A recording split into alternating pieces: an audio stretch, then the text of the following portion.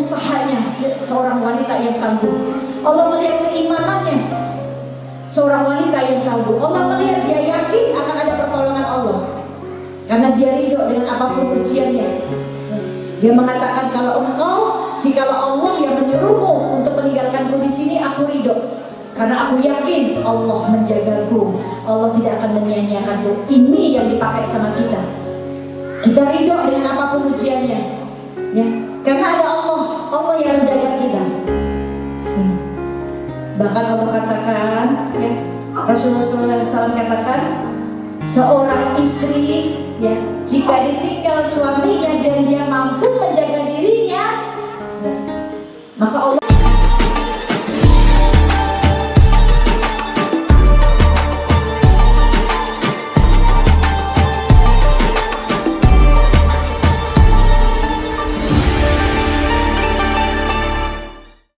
katakan, ya, Rasulullah SAW katakan, seorang istri, ya, jika ditinggal suaminya dan dia mampu menjaga dirinya, ya, maka Allah akan menjaganya, karena Allah yang langsung menjaga dia. Maka Ummu Siti Hajar, Safa Marwah, bolak-balik 7 kali, gak dapat apa-apa, tetapi Allah tolong dari kaki Ismail keluar air yang bernama air Zam-Zam. Disitulah letaknya sumur Zam-Zam yang sampai sekarang airnya gak habis-habis, ya. Dari zamannya Ismail menghentakkan kakinya sampai sekarang ribuan jutaan manusia di seluruh dunia, umat Islam datang ke situ meminum gak habis-habis. Ini berkahnya. Apakah cuma sampai sini? Enggak. Lihat, dari kehebatan wanita yang tangguh Siti Hajar dijadikan sa'i, Safa dan Marwah bolak-balik menjadi rukun sahnya ibadah haji dan umroh. Kalau pengen ibadah haji dan umrohnya sah, harus melewati yang namanya sa'i, Safa dan Marwah yang dilakukan oleh Siti Hajar. Baru haji dan umrohnya sah. Karena rangkaian ibadah haji dan ibadah umroh itu yang pertama niat, ambil mikot, ya, baru tawaf, setelah tawaf sa'i, setelah sa'i tahalul, gunting rambut, sah baru. Kalau yang ini dikerjain tapi sa'inya nggak dikerjain, nggak sah ibadah haji dan umrohnya. Ya. Kalau umroh, kalau haji masih banyak lagi rangkaian-rangkaiannya, melempar zumroh, kan gitu. Nah ini. Maka asbab siapa? Allah jadikan, Allah abadikan momen itu, ya, asbab perjuangannya wanita yang tangguh Siti Hajar. Bahkan dijadikan, ya, di surat Al-Baqarah 158 Allah katakan di situ, inna Safa wal Marwa min sya'airillah faman hajjal baita aw ithamara fala junaha alaihi ayyatawafa bihima wa man tatawwafa khairan fa innallaha syakirun alim. Safa dan Marwah menjadi bukti syiar agamanya Allah. Ini asbab siapa? Siti Hajar. Kita semua, seluruh umat Islam yang umroh, yang haji, harus merasakan perjuangannya Siti Hajar dari Bukit Safa menuju Bukit Marwah untuk mencari makanan buat Ismail alaihissalam. Kalau sekarang sa'inya udah enak banget. Dulu zamannya Siti Hajar sa'inya masih panas, kerikil, batu, bukit, tandus, gak ada pepohonan. Sekarang sa'i pakai AC, lantainya marmer dingin, kanan kiri ada air Zam-Zam. Capek sa'i, melipir sebentar minum air Zam-Zam. Dulu Siti Hajar gak begitu. Lebih mudah lagi sekarang, lantai 2, lantai 3, mau tawaf, mau sa'i bisa pakai skuter. Kurang enak apalagi kita, kurang bersyukur apalagi sebagai seorang perempuan. Maka jadilah contohlah mereka-mereka wanita-wanita tangguh yang sudah mendapatkan gelar dari Allah radhiyallahu anha. Allah ridho kepada dia, udah dikasih surga. Ini yang kita contoh dalam kehidupan kita. Tetap bersabar kepada Allah dengan apapun ujiannya, tetap beriman kepada Allah, tetap taat kepada Allah, tetap mengembalikan semuanya kepada Allah, urusannya, permasalahannya, ya. Dan tetap taat kepada suaminya, nggak ngebangkang, nggak jadi istri yang pembangkang, ngelawan. Kenapa sih kok saya ditinggalin? Enggak, Siti Hajar nggak nanya gitu, Bu. Kenapa sih saya ditinggalin sendiri? Enggak, taat sama Allah.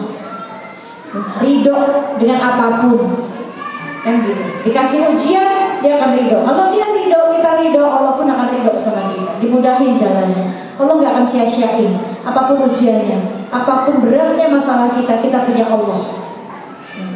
Semua dikasih ujian masing-masing, ya. Dan pasti aku memujimu dengan sedikit ketakutan, kelaparan, kehilangan harta, benda, buah-buahan jiwa, kata Allah. Al-Baqarah 155. Ya. Wala nabluwannakum bisyai'in minal khawfi wal ju'i wa nafsin minal amwali wal anfusi was samarati wa basyiril sabirin, kata Allah. Dan pasti aku memujimu dengan sedikit ketakutan. Allah cuma katakan sedikit ketakutan, cuma sedikit, Bu. Berarti jelas kita nggak boleh takut, ada Allah. Allah cuma sebatas muji doang. Ya. Bagaimana imanmu, takwamu, kan gitu. Ujian adalah bentuk keimanan kita, tolak ukur keimanan kita. Maka saking cintanya Allah sama kita, Allah kasih hadiah buat kita. Apa hadiahnya? Ujian. Karena masuk surga nggak ujuk-ujuk masuk surga, diuji dulu, ditempa dulu. Seperti ibarat besi, mau jadi pisau nggak langsung jadi pisau, diproses, ditempa, diasah, dibakar, dibentuk jadi pisau baru manfaat. Sama manusia saat diberikan ujian sedang ditempa oleh Allah, dibikin kuat, dibikin tangguh, dipoles, dibentuk sama Allah. Asal kitanya mau sabar, asal kitanya mau taat sama Allah, kan gitu. Ini bentuk kasih sayang Allah, itu ujian. Maka gak ada wanita yang lemah, karena wanita itu pondasi, Bu. Kita mau bangun rumah, ya, apalagi rumahnya lantai 2, pondasinya harus kuat, bangunannya harus kuat. Kalau pondasinya nggak kuat, hancur tuh rumah, roboh, nggak lama roboh pasti. Nah, wanita adalah, perempuan adalah pondasi dalam rumah tangganya. Kalau perempuannya lemah, ya, bagaimana rumah tangganya bisa kuat? Kan gitu. Ini wanita, makanya harus tangguh. Kuat itu bukan bisa angkat meja, bisa angkat galon, bukan itu. Ya. Kalau itu mah perempuan mah ya the best deh, ya. Kadang setiap bulan bosan dengan suasana rumahnya, dia angkat-angkat meja sendiri, dioper sendiri, ganti posisi kursi sendiri, kuat semuanya mah, ya. Kuat fisiknya kuat, tetapi kuat yang itu, tangguh yang itu, bagaimana kuat itu ada dalam hatinya. Kekuatan seorang wanita itu bukan pada fisiknya, tapi hatinya. Itu kekuatannya terletak pada hati. Hati yang mengimani Allah, hati yang memprioritaskan Allah yang paling tinggi, ya, di hadapan makhluknya, yang mencintai Allah melebihi cintanya pada suaminya, cintanya pada anaknya, cintanya pada orang tuanya. Allah prioritasnya. Maka Allah akan kuatkan fisiknya. Karena dengan ketangguhannya hati ini mesin, Bu. Hati ini mesinnya ibadah. Hati mesinnya ibadah. Kalau mesinnya rusak semua ibadah kita.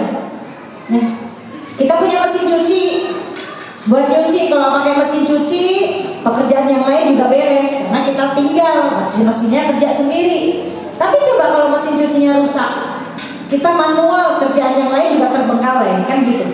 Maka hati adalah mesin kita beribadah kepada Allah, mesin kita beribadah kepada manusia. Mesin beribadah kepada Allah, kuatkan, perbaiki habli minallah, perbaiki hubungan kita dengan Allah. Kalau hubungan kita dengan Allah baik, Allah perbaiki hubungan kita dengan manusia. Kenapa hubungan dengan manusia kita nggak baik?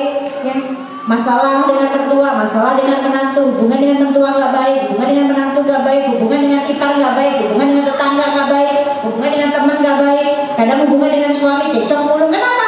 Tanyain, kamu hubungan dengan Allahnya gimana? Kamu punya masalah apa dengan Allah? Kalau kamu punya masalah dengan manusia, berarti masalahmu yang pertama dengan Allah dulu. Karena yang barang siapa yang memperbaiki hubungannya dengan Allah, Allah perbaiki hubungannya dengan makhluk. Kalau Allah udah cinta dengan hambanya, Allah perbaiki. Allah suruh semua makhluk cinta sama dia. Itu kalau Allah udah cinta, maka perbaiki hubungan kita dengan Allah.